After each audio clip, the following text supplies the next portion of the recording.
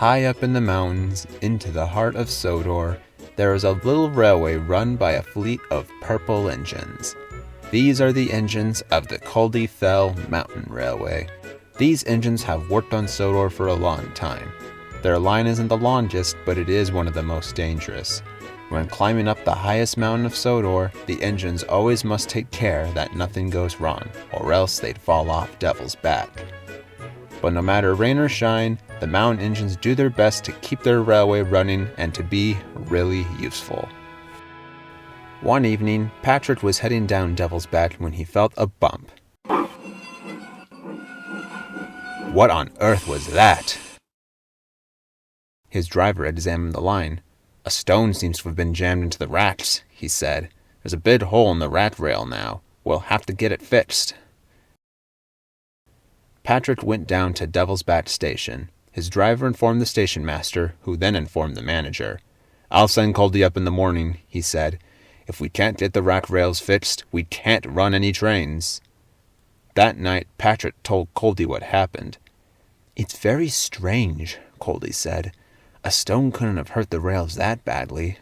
What do you mean? Inquired Patrick. I believe it was an act of sabotage. Pooh! What rubbish, scoffed Patrick. What person would be silly enough to sabotage our railway? Culdee was still worried all the same, and he didn't appreciate Patrick's attitude. Unfortunately, Culdee was right. A vandal had been messing with the tracks on Devil's Back, and that night the vandal bent the tracks just before the damaged racks with another stone, and then he ran away before anyone could notice him. The next morning, Culdee came up Devil's Back as he was told to. He couldn't have known about the bent tracks, and by the time he did, it was too late. The front half of the trucks was dangling off the side.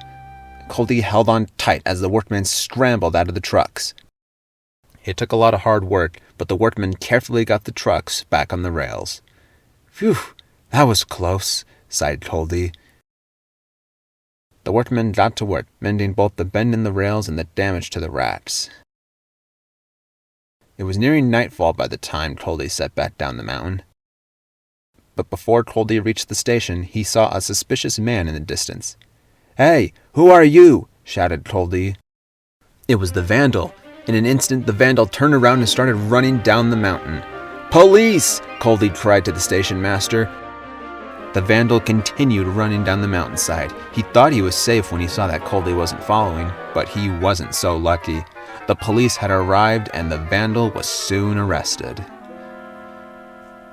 That night, the manager came to congratulate Culdee. Well done, Culdee, he said. Not only do you help me catch the vandal, but you also saved the lives of my workmen. You are a credit to the railway. Culdee was very pleased. Patrick wished he had taken Culdee more seriously beforehand, but at least no one was hurt, and that was all that mattered.